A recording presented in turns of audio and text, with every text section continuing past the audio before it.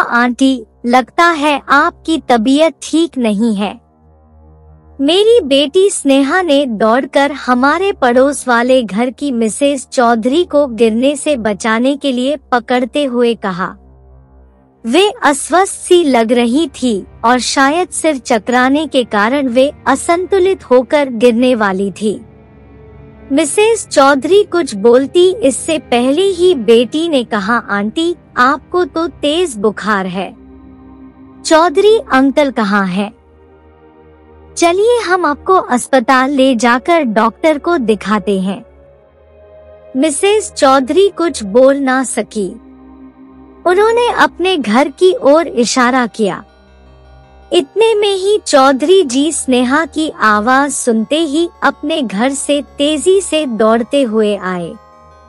उन्होंने घबराई हुई मुद्रा में पूछा, क्या हुआ? मैं तो तुम्हें इस चबूतरे पर बैठाकर गाड़ी निकालने गया था। स्नेहा बोली, अंकल, आंटी को काफी तेज बुखार है, इसी वजह से शायद इन्हें चक्कर आ गया और यह गिरने ही वाली थी कि मैंने इन्हें पकड़ लिया। इन्हें तुरंत डॉक्टर को दिखाना चाहिए। मैं पापा को बुलाती हूँ। हम अभी डॉक्टर के पास चलते हैं।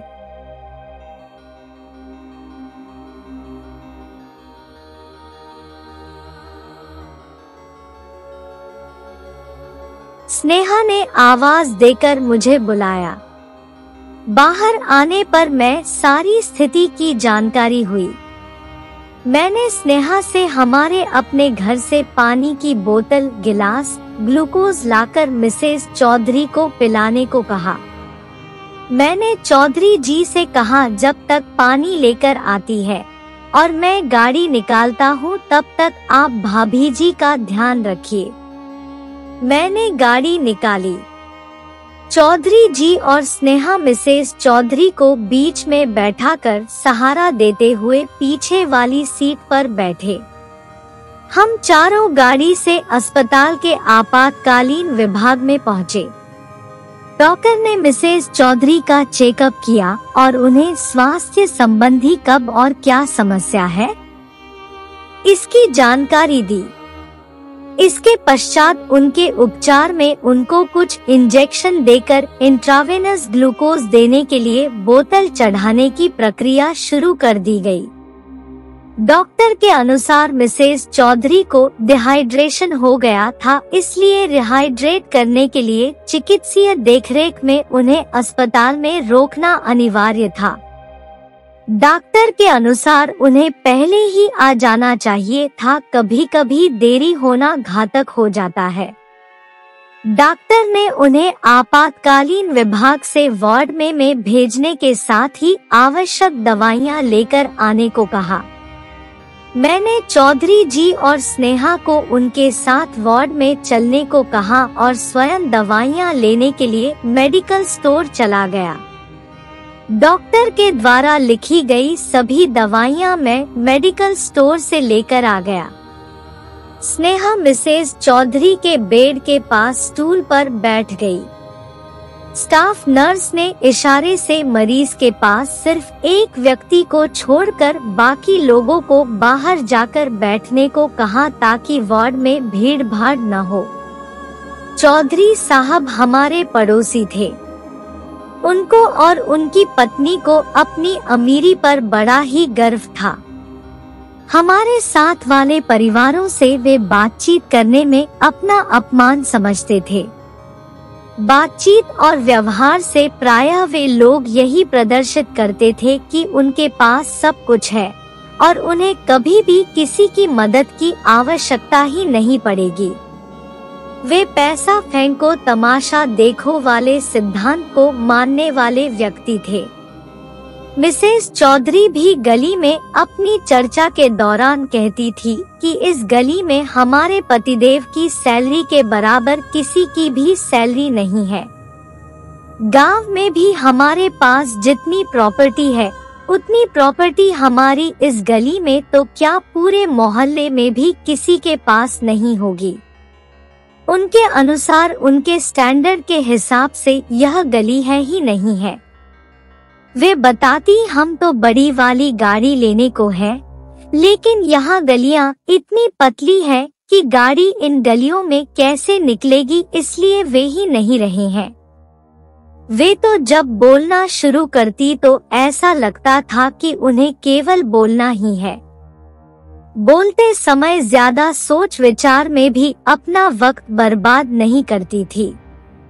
अपनी अमीरी का यशगान करने में शायद उन्हें बड़े ही आत्मिक सुख की अनुभूति होती थी।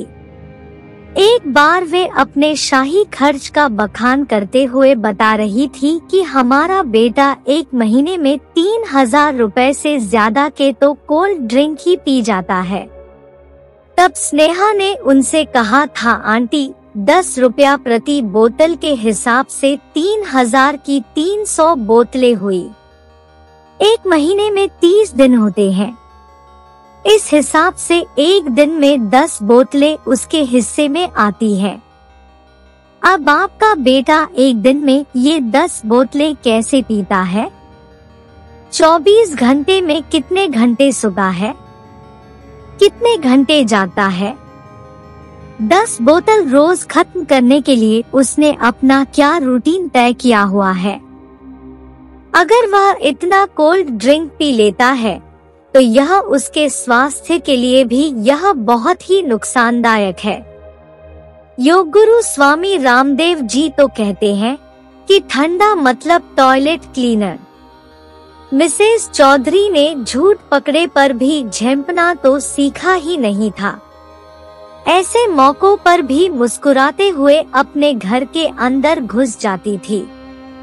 वैसे वे तो आसपास लोगों से बात करना भी अपनी प्रतिष्ठा के खिलाफ समझती थी। सामान्यतया किसी से बात भी तभी करती जब उन्हें शेखी बघारनी होती थी। आसपास के लोग उनकी इस आदत से भली भांति परिचित थे, तभी तो जब वह अपनी हाँक रही होती थी तब उनकी बात को कोई गंभीरता से नहीं सुनता था। मिस्टर चौधरी उनसे भी 4 कदम बढ़ाकर थे। वे शायद ही कभी किसी से बात करते थे। किसी के सुख दुख उन्हें कुछ लेना देना नहीं था। अपने घर से बाहर निकलते समय या बाहर से आते हुए घर में प्रवेश करते समय वह किसी की तरफ आंख उठाकर भी देखना नहीं पसंद करते थे। किसी से मेलजोल का तो कोई सवाल ही नहीं। चौधरी दंपत्ति का शायद यही विचार था कि उनके पास बहुत सारा पैसा है। आज के समय पैसे की मदद से कुछ भी किया जा सकता है। अगर आपके पास पैसा है, उससे आप दुनिया की कोई भी सेवा प्राप्त कर सकते हैं।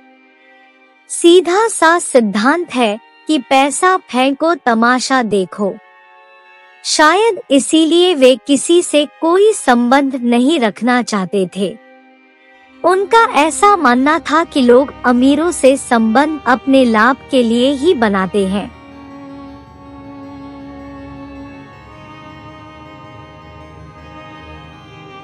हर किसी को अपने संबंध अपने समान स्तर वाले लोगों से ही बनाने चाहिए। उनके पास पैसा चाहे जितना हो, लेकिन वे रिक्शे वाले से, सब्जी वाले से, फल वाले से या अन्य जिस किसी की सेवा लेते उससे 2-4 रुपए के लिए भी लंबी बहस करने पर उतर आते थे। और इस बहस में वह अपनी अमीरी को बढ़ा चढ़ाकर वर्णन करके पूरे मोहल्ले को जानकारी करवा देते थे। बहस करते करते वे गाली गलौज और झगड़े पर उतर आते थे और इस क्रम में एक नहीं बल्कि अनेक बार उनकी पिटाई भी हो चुकी थी। मोहल्ले का कोई भी आदमी उनके झगड़े के बीच कोई समझौते की बात या उनका पक्ष लेने की जहमत नहीं उठाता था, क्योंकि उनके व्यवहार सभी लोग भली भांति परिचित हो चुके थे। अपने बच्चों के साथ भी उनके संबंध मधुर नहीं थे। बेटी शादी के बाद दूसरे शहर अपने ससुराल चली गई और उनका इकलौता बेटा शहर में कहीं दूर किराए पर रहता था। बच्चे केवल त्योहार आदि पर आ जाते थे। शायद उन्हें अकेले रहने में ही ज्यादा शांति और संतुष्टि का अनुभव होता था। पहले जब बच्चे साथ रहते थे तो बच्चों को डांटने फटकारने की उनकी आवाज अक्सर सुनाई देती रहती थी।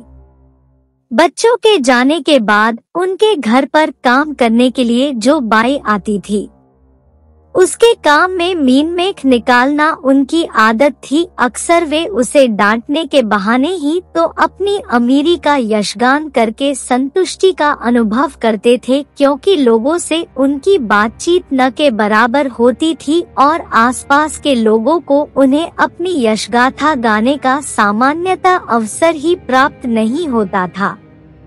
इमरजेंसी के बाहर मेरे साथ बैठे हुए चौधरी साहब आज बेहद गंभीर और गमगीन लग रहे थे। शायद उनको आत्मग्लानि का अनुभव हो रहा था। उनके चेहरे की भावना से स्पष्ट था कि वे बेहद परेशान हैं। उनके कंधे पर मैंने जो ही हाथ रखा तो वे फफक कर रो पड़े। मैंने उन्हें धैर्य बंधाते हुए कहा, चौधरी साहब आप बिल्कुल चिंता न करें, हम सब तन मन धन सहित आपके साथ हैं।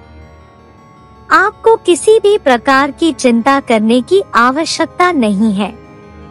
भाभी जी जल्दी ही ठीक हो जाएंगी, जैसा कि डॉक्टर भी कह रहे थे कि हम लोग उन्हें सही वक्त पर ले आए। देर हो जाना घातक हो सकता था। इतना सुनते ही तो वह फूट कर रोते हुए कहने लगे, हम दोनों का व्यवहार आप लोगों के साथ मधुर नहीं रहा, लेकिन फिर भी आपने हमारी उन गलतियों की तरफ ध्यान न देकर हमारी मदद की है। इस समय आप लोग देवताओं की तरह हमारे रूखे व्यवहार को ध्यान में दिए बिना हमारी सहायता में लग गए। हम आपके आजीवन शुक्रगुजार रहेंगे। मैंने सांत्वना देते हुए उनसे कहा, आप नाहक ही अपराध बोध लिए बैठे हैं। हम लोग तो ऐसा कभी नहीं सोचते। आजकल सभी का समय बहुत ही कीमती है।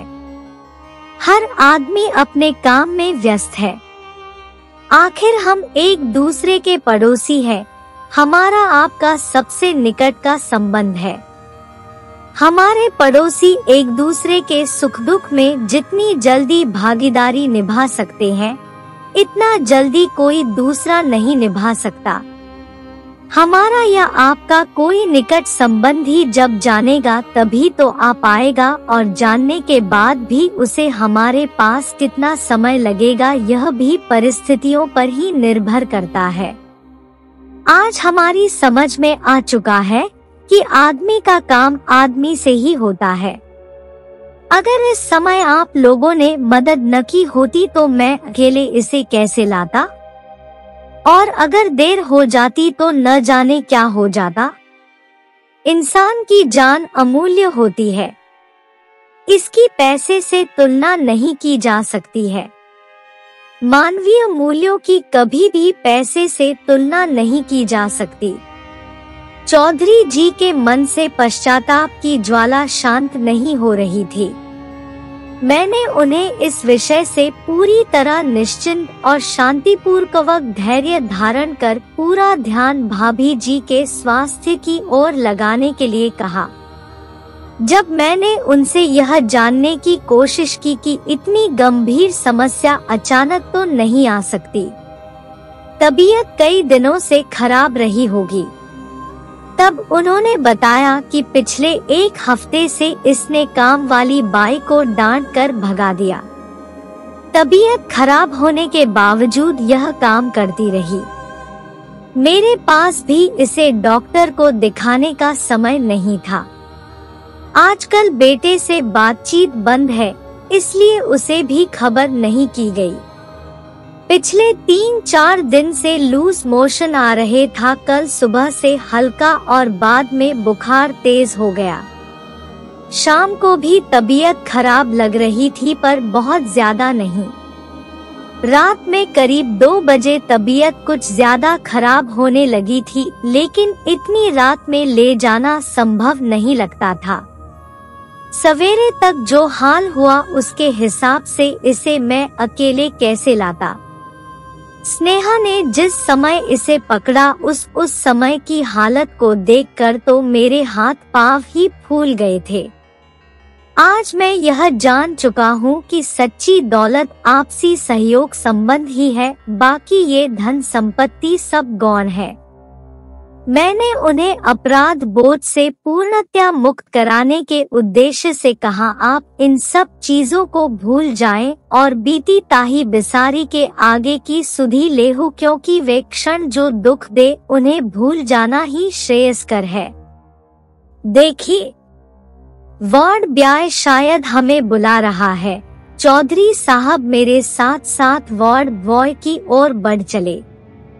यह कहानी अगर पसंद आई हो तो कमेंट करके जरूर बताएं और साथ ही सब्सक्राइब कर दे हमारे चैनल को और बेल आइकन को भी दबा दे ताकि हमारे आने वाले वीडियो की नोटिफिकेशन आपको मिल सके।